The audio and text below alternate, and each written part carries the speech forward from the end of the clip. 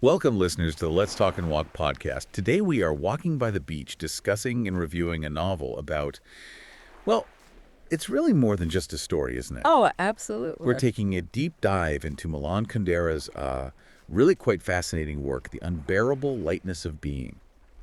It's such a landmark piece of, 20th century literature. It really is. It is. And it's remarkable how he blends things. You get this kind of erotic comedy feel. Yeah. But then there's this incredibly sharp political critique running through it. Yeah. And underpinning it all, this really deep philosophical reflection. Exactly. It digs into some huge fundamental questions, doesn't it? Like the messy nature of love, what identity even means, the weight or maybe the lightness of our choices and our freedom. And holding it all together is that core philosophical idea, that duality of lightness and weight. Right. And it's all set against this really intense backdrop of the Prague Spring in '68, and then, of course, the Soviet occupation of Czechoslovakia that followed. And he explores all this through, four main characters whose lives just weave together. Tomas, who's this intellectual womanizer. Right. Teresa, his very loyal but, quite burdened lover. Then there's Sabina, the free-spirited artist, and Franz, the sort of idealistic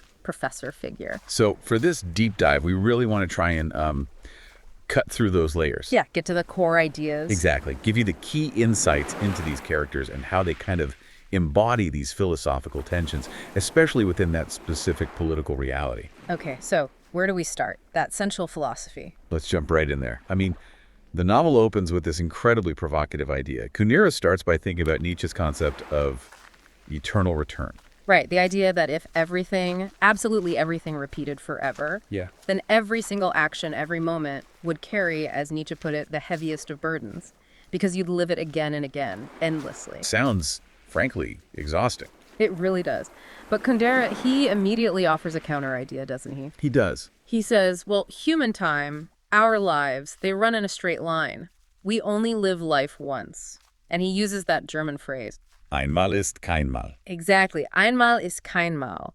Often translated as once is never, or maybe what happens only once might as well not have happened at all. Once is never.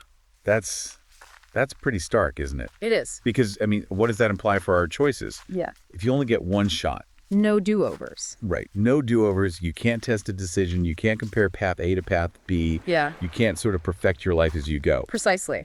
And following Kundera's logic here, this one-time only nature of life leads to this really profound sense of, inconsequence, almost an absolute lack of importance in the big picture. Okay, so that's the source of the lightness. That's the idea. No eternal weight from repetition, but maybe also no ultimate meaning derived from being able to compare or redo things. So he immediately throws this central paradox at you right at the beginning. Is weight like that crushing eternal return truly terrible and unbearable? Or is it the lightness, this feeling that maybe nothing really matters because it just happens once? Is that the truly unbearable burden? And the novel, it definitely doesn't give you an easy answer. No. It suggests this whole duality is incredibly ambiguous, really complex. It's anything but simple. And he makes it so concrete by showing how the characters wrestle with it. Yeah. You mentioned Tomas, the surgeon. Yeah, Tomas. He absolutely seems to embody lightness, doesn't he? He actively avoids commitment, especially in his relationships, always seeking freedom, trying to dodge the weight of responsibility. And then you got Teresa, his main love interest, and she's just the complete opposite. She embodies weight. Totally. Her life is defined by this deep commitment, this fierce loyalty, but also these significant emotional burdens. Her love for Tomas is heavy, her jealousy is heavy, her whole being feels weighed down. And Sabina, the painter, she represents a different kind of lightness, maybe more radical. Yeah, I'd say so. A free spirit, someone who defines herself almost through betrayal, through abandonment. Right? Leaving relationships, leaving her country. She's always trying to shed weight, letting go of anything that might anchor her down. And then poor Franz, the idealistic professor who falls for Sabina. Franz. He represents a different kind of weight, doesn't he? It's the weight of idealism, that deep desire for a committed, romantic, almost pure kind of love. He longs for that profound connection. So brilliant how the title captures it all. The unbearable lightness of being. If life is just einmal ist kein Mal, if nothing has that final consequence, That's the lightness. But the novel seems to say that this very lack of consequence, the fact you can never know if you made the right choice because there's nothing to compare it to. That can feel like an unbearable weight. Exactly. It's a real double bind. Too much weight crushes you. Too much lightness leaves you feeling empty, maybe? Yeah, adrift. So the novel kind of forces the characters and you as the reader to figure out how to navigate this fundamental existential tightrope walk. Okay, let's look at how that actually plays out for them. Tomas, for instance. His quest for lightness through all those affairs. It seems like freedom to him, maybe. Perhaps, but it's a direct source of intense pain for Teresa. So his lightness creates a very heavy consequence for someone else, a consequence he keeps trying to sidestep. And it's not just personal, is it? His political choice, that sort of lightness, in refusing to retract that article, refusing to compromise with the regime, that leads to a massive, very heavy consequence. Losing his entire career as a surgeon.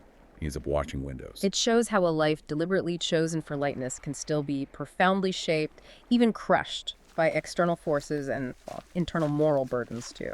And Teresa, weighted down by her love for Tomas, her jealousy. She also struggles with her body, doesn't she? Fearing she's just another physical object in his life. Yeah, that's a huge part of her struggle. But then she finds this other source of identity, of weight, maybe, through photojournalism during the Soviet invasion. A powerful act of defiance, documenting reality. Absolutely. But it's incredibly risky. Her attempt to give her life this political weight, this resistance, it paradoxically makes her vulnerable. Her photos could end up being used by the secret police. Wow. So her personal struggle with Tomas's betrayals kind of mirrors the larger political situation. Even authentic resistance can have these unintended heavy consequences in that kind of oppressive world. And then Sabina taking lightness to its absolute limit through constant betrayal, always leaving. She almost sees it as necessary, right? Yeah. As a way to understand existence, its unpredictability. That seems to be her philosophy. But the novel suggests that this absolute freedom, shedding all weight, can lead to this terrifying feeling of nothingness, emptiness. Right, it stops her from forming real, lasting connections. And even her famous hatred of kitsch, that sort of sentimental, emotional sugarcoating of reality. Yeah. It's suggested that even that becomes its own kind of kitsch for her, a way to protect herself. It implies you can't fully escape the messy weight of human emotion, that need for connection, however flawed. Fascinating. And Franz, the idealist. His weight comes from chasing that deep romantic connection. But his flaw is his naivety, isn't it? He just can't grasp Sabina's radical lightness, her whole philosophy of betrayal. It doesn't compute for him. So his idealistic view of love just shatters when it hits the messy reality of, well, someone like Sabina. Yeah. It's a stark reminder that even positive traits like idealism or kindness can become vulnerabilities if they stop you from seeing life's real complexities. You know, we haven't mentioned Karenin yet, the dog. Ah, Karenin. Yes, absolutely essential. Karenin is such a grounding presence in the book amidst all the human chaos. Totally. Tomas and Teresa's dog. He's just the symbol of unconditional love, simple, innocent existence. Kundera says something like, animals haven't left paradise. Yeah, I remember that line. Karenin provides this sense of peace, this reliable repetition, uncomplicated love. Things that humans are desperately searching for but struggle to find. And Karenin's death. Oh, it's simple, it's natural, but it's one of the most emotionally heavy points in the whole novel. It really is. It unites Tomas and Teresa in this shared, complex weight grief, but also profound love. And it makes you wonder, doesn't it? Maybe that true meaning, that bearable lightness everyone's grappling with, maybe it's not found in solving grand philosophical riddles. But in those simple, unconditional bonds, the ones that cut through all the intellectual clutter. Exactly. Like the connection they have with Karenin. That makes a lot of sense. And it brings us back to how crucial that historical and political context is. Prague Spring, the Soviet tanks. It's not just wallpaper. No way. It's an act of force. It shapes their lives. It magnifies all these existential dilemmas they're facing. Kundera himself lived through it, right? The repression, being penalized, his work banned, eventually having to emigrate. That's right. His personal experience is baked into the novel. You see the direct impacts. Tomas and Teresa fleeing to Switzerland. Tomas losing his job over that article. Teresa's photos making her a potential target. It's inescapable. And Kundera offers this really sharp critique of totalitarianism. He argues it's often built not just by, outright criminals, but by Enthusiasts. Enthusiasts. Yeah, people totally convinced they found the only path to paradise, and that absolute certainty is where the danger lies. Ah, okay. And that ties into his idea of political kitsch, doesn't it? That's precisely. In a totalitarian system, kitsch becomes a tool of control. It offers these easy prepackaged answers, demands everyone conform, shuts down any awkward questions or individuality or doubt. Anything that challenges the official paradise narrative is forbidden. Right, so this external political oppression, this heavy weight of the state, it forces the characters to confront their internal battles even more fiercely. It highlights the lightness of being when old meanings are stripped away, but also the incredibly heavy consequences of even small acts of resistance, internal or external. So the political struggle is like this huge external mirror, reflecting the internal human fight for authenticity, for meaning, in a world that often tries to crush both. True freedom, maybe the book suggests, isn't just about the political system, but about that internal freedom to face life's messiness without hiding behind easy lies. And beyond that main duality and the politics, Kundera weaves in several other really deep philosophical threads. We mentioned kitsch politically, Right. but he talks about personal kitsch too. How does he define that? He calls it an emotional screen, something we put up to hide from uncomfortable realities, especially, he notes, death and, well, excrement. He has that phrase, the absolute denial of shit, literally and metaphorically. Okay, so it's about our basic human tendency to want to sugarcoat things, cling to comforting illusions. Pretty much. So the struggle against kitsch becomes this really vital personal fight to face life's messiness, the difficult truths, instead of hiding behind easy sentimentality. The novel also has this incredibly complex, often quite painful take on love. Oh, definitely.